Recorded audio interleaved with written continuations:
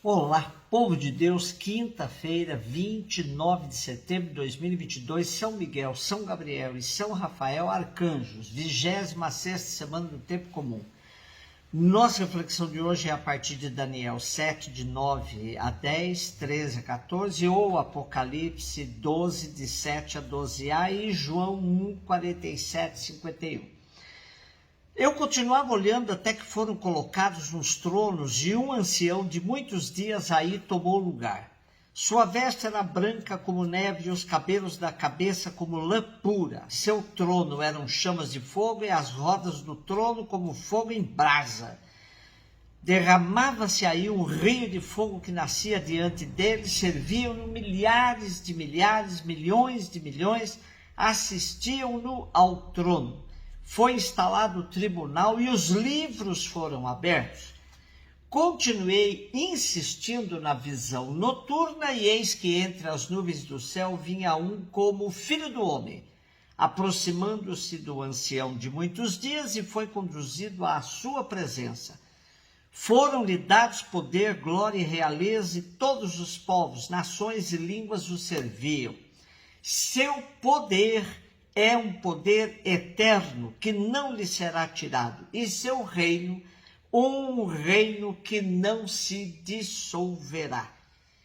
Esse texto é conhecido como Apocalipse de Daniel, que compreende os capítulos de 7 a 12. Daniel tem visões com as quais elabora suas mensagens proféticas. A figura do Filho do Homem que aqui aparece é descrita como alguém que tem origem divina e que é possuidor de todos os poderes. Nesta visão ainda temos um ancião servido por milhares de milhares, milhões de milhões que julgam a história.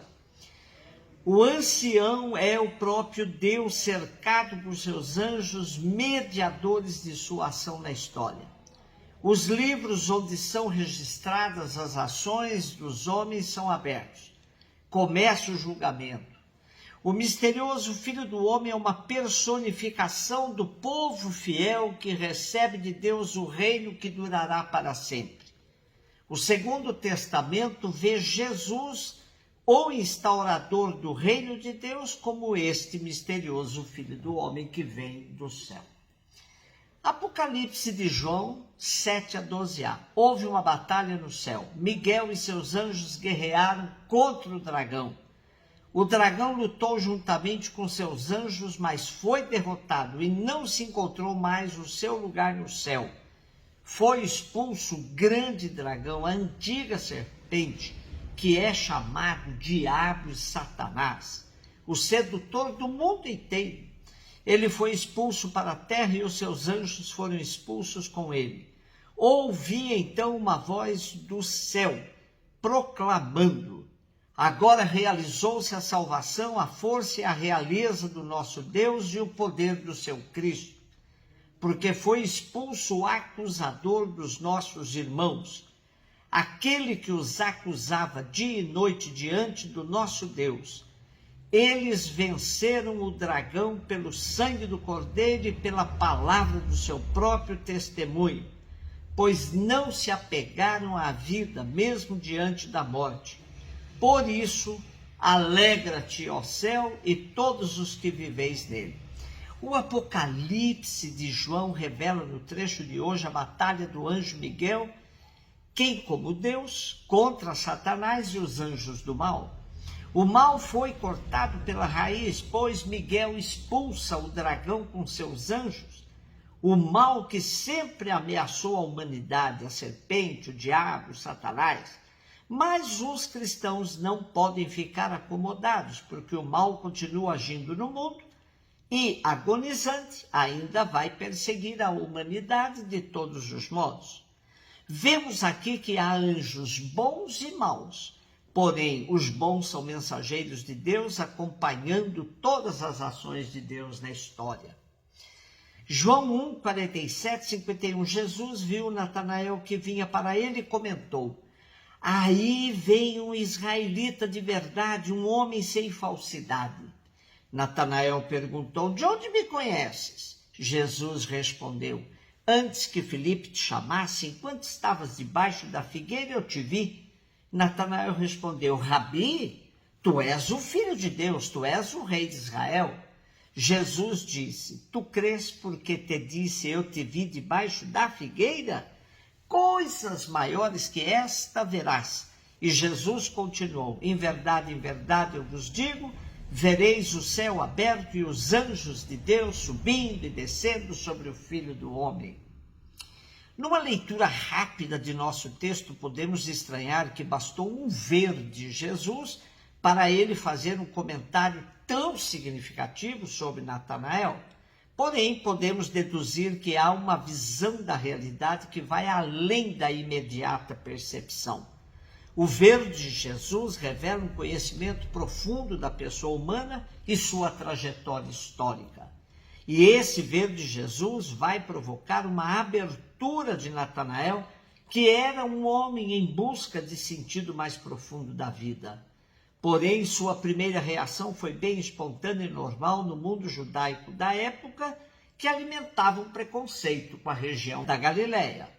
Mas a proximidade de Jesus o faz vencer toda e qualquer barreira e o leva da busca ao encontro que mudará sua vida radicalmente.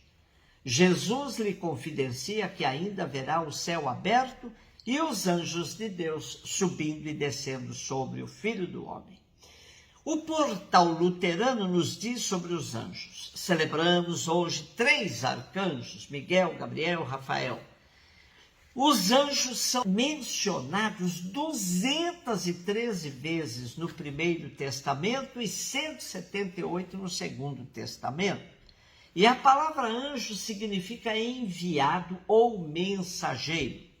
Deus envia anjos para se comunicar com as pessoas. Por isso os anjos eram chamados de mensageiros de Deus. Na Bíblia escutamos falar de querubins, anjos bebês ou animais com asas, e os serafins, anjos adultos de 6 asas.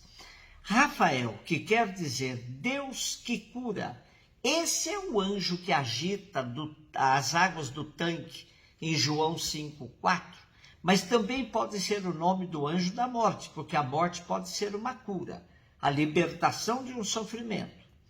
Gabriel, que significa a força de Deus, esse é o anjo que anuncia a Maria que ela vai ter um menino chamado Jesus. Lucas 1,19. E Miguel, que significa quem como Deus, é uma espécie de chefe dos anjos e que trava uma batalha importante, como nos relata hoje Apocalipse 12. Além desses 3 anjos, tem mais um que se chamava Lúcifer, que significa aquele que está cheio de luz. Dizem que Lúcifer era um anjo muito bonito e muito próximo de Deus. Uma das lendas contada pelo escritor português José Saramago diz que Lúcifer era o melhor amigo de Deus. Por exemplo, na criação do mundo, ao final de cada dia, Deus perguntava aos seus anjos se o que havia criado era bom. Todos os anjos sempre diziam que o que Deus havia criado era muito bom. No entanto, no dia em que Deus criou o ser humano e colocou esse ser humano como cuidador de sua criação, nesse dia Lúcifer discordou de Deus. E depois Lúcifer passou a vida tentando provar a Deus que estava certo, que o único erro de Deus foi ter criado o ser humano. Assim virou serpente, provocou o primeiro casal, Adão e Eva. Não satisfeito, colocou inveja entre os irmãos Caim e Abel. A cada investida, Lúcifer dizia a Deus: está vendo? O ser humano não presta mesmo.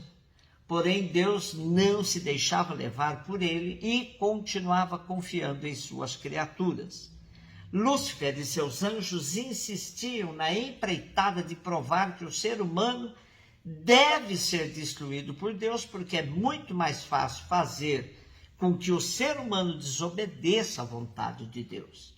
Guerras, exploração, escravização de pessoas, destruição do meio ambiente, queimadas, envenenamento dos rios, criar doenças para exterminar outros seres humanos, E muitas outras maldades foram criadas pelo ser humano, mas Deus não se deixava convencer que criar o ser humano havia sido um erro. Lúcifer e seus anjos não entendiam como Deus pode ser teimoso e não entender que era preciso destruir o ser humano antes que o ser humano destruísse toda a boa criação de Deus. Lúcifer foi ficando cada vez mais desapontado com Deus, ao ponto em que certo dia se revoltou contra Deus. Reuniu seus anjos e resolveram tirar Deus do poder por meio de um golpe. Nesse dia, o anjo Miguel e outros anjos se uniram para defender a Deus contra o golpe de Lúcifer e seus anjos. Essa é a guerra que fala Apocalipse. Nessa guerra no céu, Miguel e seus anjos derrotaram a Lúcifer e seus anjos. E eles são expulsos dos céus e mandados aqui para a terra. Mesmo derrotado no céu, Lúcifer continuou se empenhando até hoje em convencer os seres humanos a desobedecer a Deus. Ele não desistiu de seu propósito de provar que criar o ser humano foi um erro de Deus. E Deus nunca desistiu de suas criaturas. Um beijo no seu coração.